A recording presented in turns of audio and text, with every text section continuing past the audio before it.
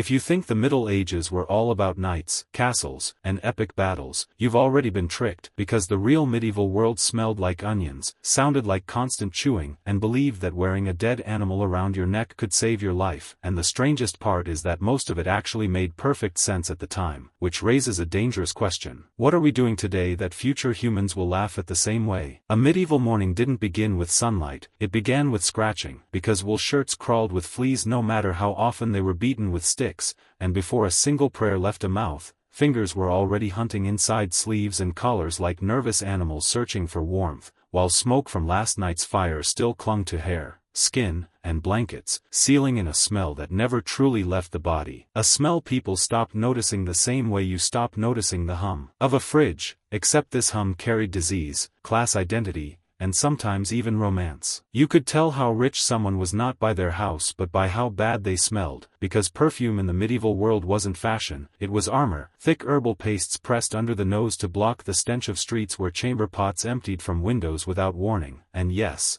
that shout, "Guard as low," wasn't polite tradition, it was survival instinct, because what hit the ground a second later wasn't water, and stepping wrong could mean carrying someone else's illness home on your shoes, which is why wooden clogs rose higher and higher over centuries, turning people into walking stilts just to escape the city's breathing floor. But cities were still magnets, pulling peasants in with the promise of freedom, even though freedom meant sleeping three to a bed, sometimes with strangers, because warmth was currency and privacy was a fantasy that wouldn't be invented for hundreds of years. And this closeness created another medieval habit that would horrify modern minds: communal grooming, where friends, lovers, and family members casually picked lice from each other's hair as a sign of trust, intimacy, even affection, turning parasites into social glue, which sounds disgusting until you realize loneliness was deadlier than infection in a world without safety nets. And then there were the clothes, bright, loud, aggressively colorful, because medieval fashion wasn't dull brown rags unless you were extremely poor. People craved red, blue, green so vivid they almost hurt to look at, dyes that cost fortunes, colors that could start fights,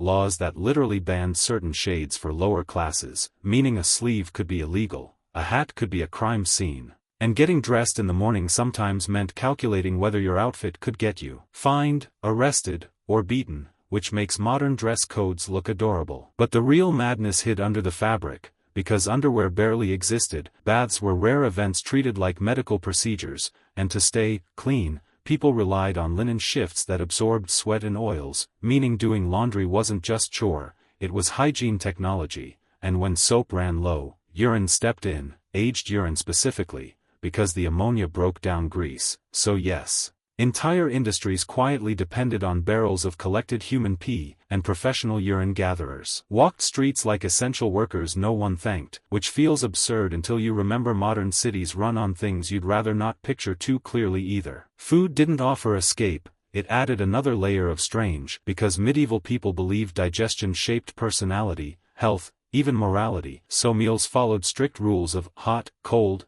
wet, and dry qualities, and eating the wrong combination could supposedly turn you melancholic, aggressive, or infertile, which meant dinner was less about hunger and more about balancing invisible forces. Spices weren't just flavor but medicine, status symbol, and magical shield all at once. Pepper worth its weight in silver not because it tasted good but because it proved you could command trade routes that stretched across continents, every grain a quiet flex that said you were connected to a world most people would never see. And still, despite all this effort to control life, luck ruled everything, so charms dangled from belts, animal teeth knocked against wooden crosses, dried frogs hung in kitchens to ward off evil, and no one found this contradictory with church teachings, because medieval logic wasn't about choosing one belief, it was about stacking protections like layers of armor against a universe that felt actively hostile, unpredictable, watching. Even love followed strange rules, because bathing together before marriage was common in some regions, not for romance but inspection, families checking bodies for deformities, disease, hidden flaws like merchants examining livestock, which sounds cruel until you understand marriage was economic survival, not emotional fulfillment, and a hidden illness could destroy two families at once. So while history books talk about kings and wars, the real medieval battlefield was daily life, a constant negotiation with dirt, smell, superstition, status, and survival, and the people navigating it weren't stupid, they were adapting with the tools and knowledge they had, building a world that looks bizarre from a distance but terrifyingly logical up close, and the deeper you look, the more uncomfortable the mirror becomes. Inside a medieval home, the strangest object was not the fireplace or the bed or even the chicken sometimes wandering through the doorway, it was the spoon, because in many households there was only one, carved from wood, worn smooth by years of mouths, passed from hand to hand during meals in a quiet rotation that modern hygiene would call a nightmare but medieval logic called efficiency, and this single spoon reveals something unsettling. Individuality at the dinner table barely existed. Eating was a shared act, a collective survival ritual, which explains why personal plates were rare and thick slices of stale bread called trenchers doubled as edible dishes, soaking up grease and sauce before being eaten or given to the poor, meaning even tableware had a second life, and nothing truly went to waste except time, which people experienced differently, because clocks were luxuries and most lives were ruled by bells, shadows, and stomachs, not minutes, not schedules, just cycles of light and hunger. But hunger didn't just shape routines, it shaped fashion in a way no one talks about, because pointed shoes, those absurdly long medieval polanes that curl like question marks, were not just style statements, they were status signals so exaggerated they became walking hazards, forcing nobles to shuffle instead of stride, turning movement itself into performance, and when authorities tried to ban extreme lengths, people simply stuffed the tips with moss or hair to make them look longer. Anyway, proving that even in an age of plague and famine, humans would risk falling down stairs for aesthetic reasons, a behavior that suddenly feels very modern. And while the rich tripped over their shoes, the poor fought a different battle, noise, because medieval towns were loud in ways we've forgotten how to imagine, animals braying inside city walls, blacksmiths hammering from dawn, vendors screaming product names like battle cries, church bells crashing into every hour, and layered over all of it the constant background of human voices echoing off stone. Privacy not just socially rare but acoustically impossible, which meant secrets traveled fast, and reputations traveled faster, and this is where another bizarre habit appears, public shaming as entertainment, stocks and pillories placed in busy squares not hidden away but positioned like stages, turning punishment into community theater, vegetables flying, insults sharper than stones, because justice wasn't private paperwork, it was spectacle designed to teach through humiliation. But even humiliation had strange loopholes, because clothing again acted like social armor, and sumptuary laws tried to freeze society in place by controlling who could wear fur, silk, certain colors, even specific sleeve shapes, as if fabric itself could stop ambition. Yet black markets thrived, tailors worked quietly at night, and people pushed boundaries thread by thread, risking fines for the thrill of looking richer than they were. Which tells you aspiration has always been stronger than regulation. Cleanliness followed equally strange logic, because while full bathing was rare in some periods, hand-washing before meals could be highly ritualized among certain classes, perfumed water poured over fingers into decorative basins, not because of germ theory but because visible dirt signaled moral disorder, an idea that flipped modern priorities upside down. Since invisible dangers went ignored while visible stains caused panic, meaning someone could fear muddy boots more than contaminated water. Water itself was suspicious, often avoided in favor of weak ale or watered wine, not out of constant drunkenness but practical microbiology people didn't understand yet somehow navigated, fermentation making drinks safer than wells that might carry sickness, and children sipping small beer from a young age because hydration had to be negotiated with survival, which reframes the entire stereotype of medieval drunkenness into something closer to risk management. Meanwhile, beds hid another quiet oddity, they were social furniture, not private retreats, travelers sharing with strangers at inns, servants sleeping near masters for warmth and security, families stacked together like books on a shelf, and in colder months even animals sometimes sheltered indoors, turning night into a shared breathing space where dreams mixed with snores, fleas migrated freely, and the concept of personal space simply didn't exist the way it does now, making modern loneliness a medieval luxury no one could afford. And yet, amid this closeness, fear of unseen forces ruled behavior, leading people to carve protective symbols into door frames, tuck iron objects under pillows to repel spirits, hang herbs in rafters not for cooking but for invisible defense, homes becoming fortresses against both thieves and nightmares, because when medicine was uncertain and science incomplete, magic filled the gaps like mortar between stones. Even mirrors carried superstition,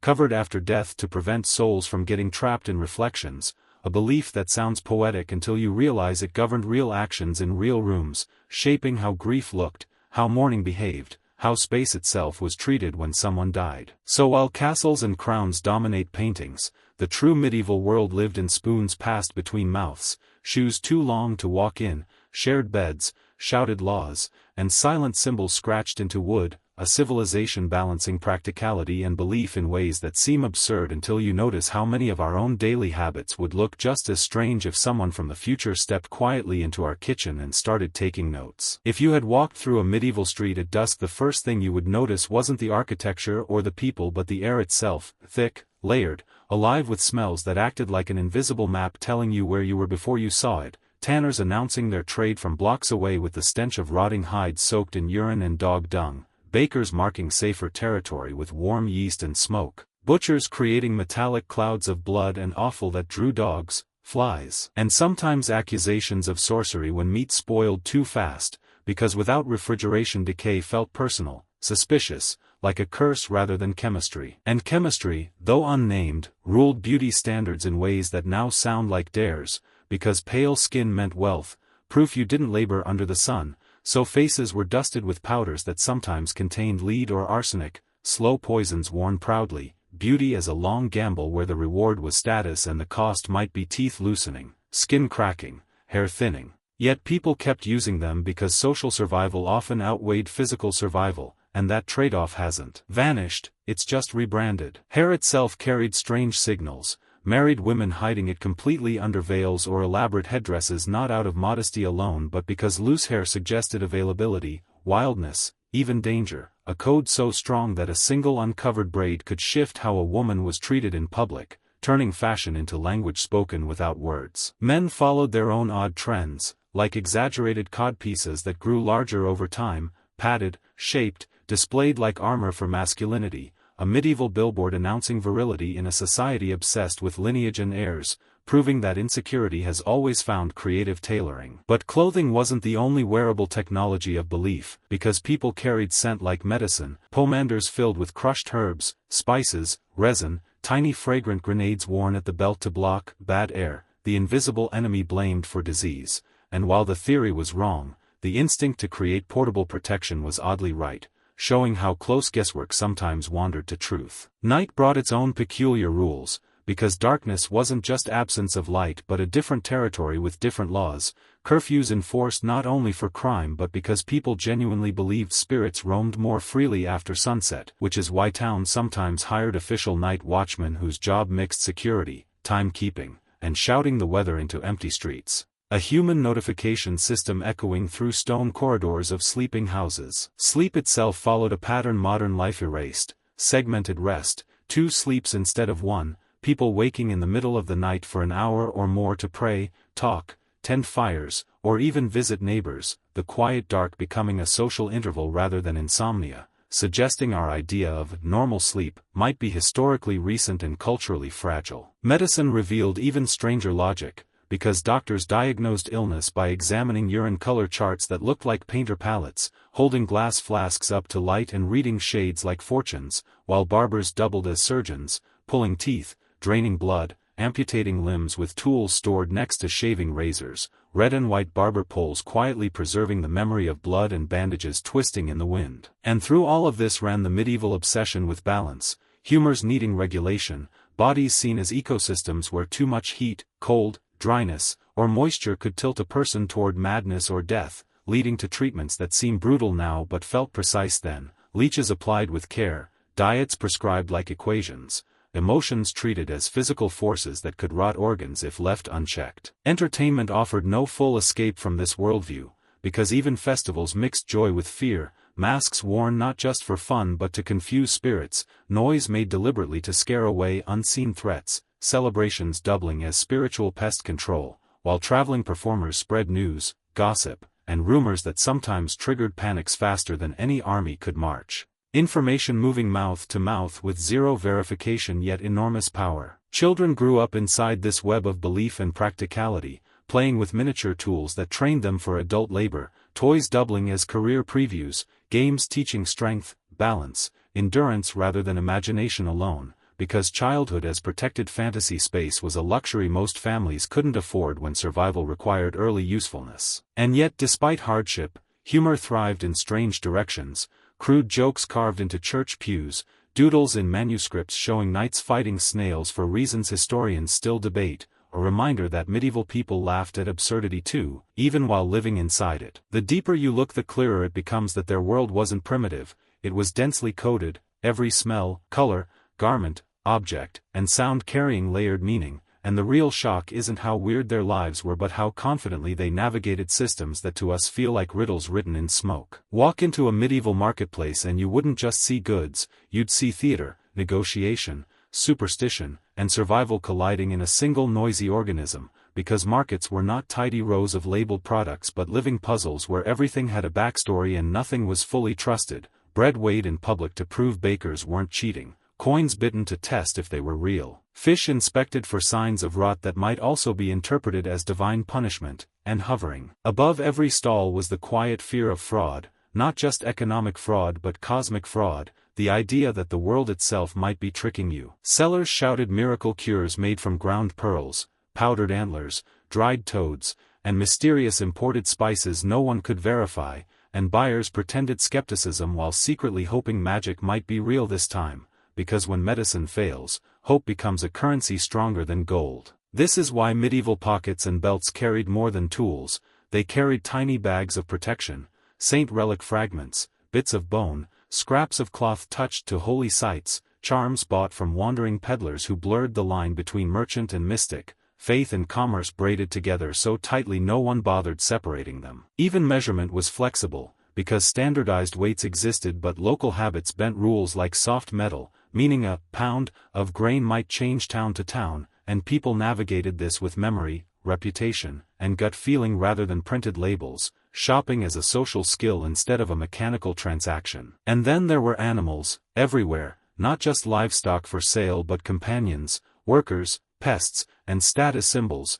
monkeys on leashes in wealthy households, trained birds delivering messages, pigs wandering streets as unofficial garbage collectors until they caused accidents and got put on trial in actual courtrooms. Yes, animals could be prosecuted, dressed in little clothes, assigned lawyers, punished publicly, because medieval justice extended into a moral universe where even beasts could sin. Clothing stalls revealed another strange tension. Second-hand garments were common and valuable, entire economies built on used fabric, because cloth took enormous labor to produce, and wearing someone else's former tunic wasn't embarrassing, it was practical, yet people still altered sleeves, added trims, stitched symbols to make old clothes feel newly personal, identity stitched literally on top of history. Nearby scribes sold handwritten letters for the illiterate, translating emotions into ink for a fee, meaning love notes, complaints, and business deals passed through the hands of strangers, privacy outsourced long before digital data leaks, and trust once again placed in human intermediaries rather than sealed envelopes. Food stalls offered pies whose fillings were sometimes mysteries even to the cook, spices masking aging meat, recipes evolving as improvisation under pressure, because refrigeration didn't forgive mistakes and flavor often meant camouflage,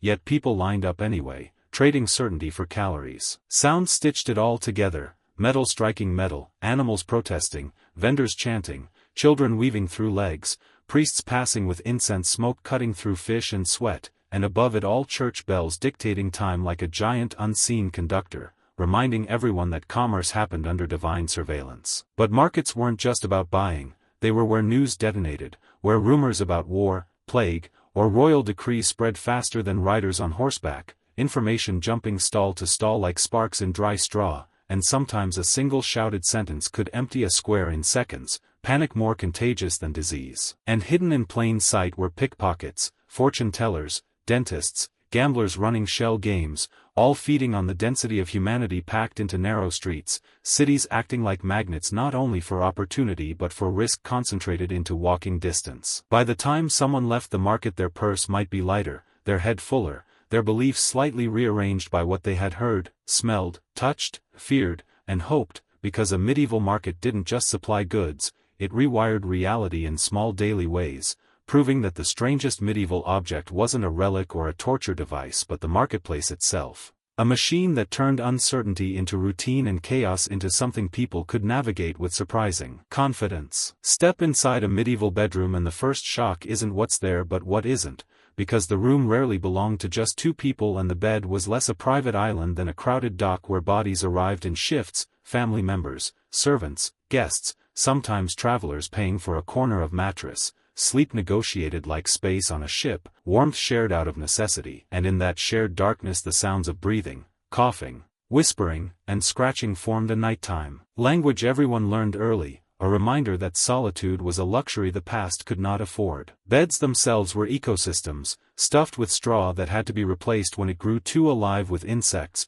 ropes underneath tightened to keep the frame from sagging, giving birth to the phrase, sleep tight, centuries before anyone thought about springs, while bed curtains weren't for romance but insulation, trapping precious heat in rooms where glass windows were rare and winter air slipped through walls like a patient thief. Under pillows people hid knives, not from paranoia but practicality, because danger could enter as easily as cold, and waking up defenseless was a risk few were willing to take, which meant even rest had an edge of readiness. Clothing worn to bed was often the same worn during the day, layers peeled off only when threadbare, fabric doubling as blanket, and nudity associated less with comfort than vulnerability, bodies protected by cloth the way houses were protected by walls, thin barriers standing between life and everything outside trying to steal it. Morning routines reveal another medieval oddity. Teeth were cleaned not with paste but with cloths, salt, or abrasive powders, and bad breath wasn't just embarrassing but socially dangerous, believed to spread illness or signal moral decay.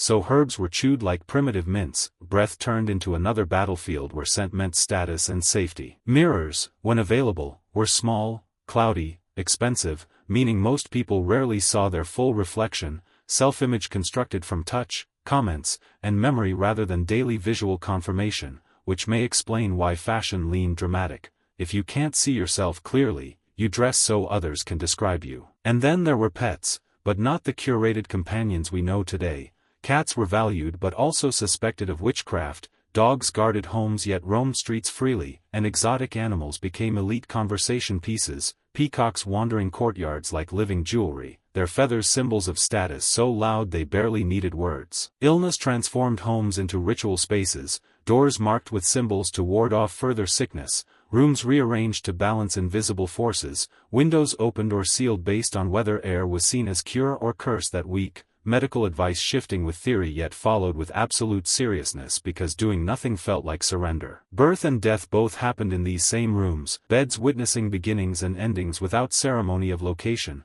life cycles compressed into shared domestic space, grief unfolding in front of the same hearth where meals were cooked hours later, emotional boundaries thinner than walls. Lighting added its own strangeness. Candles expensive, rushlights smoky, fire the main source of glow, shadows moving constantly across walls, making rooms feel alive, uncertain, imagination feeding on flicker until shapes in corners became omens, faces in wood grain became warnings, and stories grew from what people thought they saw after midnight. Storage was vertical, chests doubling as benches, valuables hidden in plain sight beneath everyday objects, because locks existed but trust networks mattered more, and theft was prevented as much by reputation as by metal. Even laughter sounded different in such spaces, echoing off timber, blending with crackle of fire and distant animal calls, joy never entirely separate from awareness that tomorrow could shift everything, a worldview where comfort was temporary and preparedness permanent. In this environment ordinary objects carried emotional weight far heavier than their material.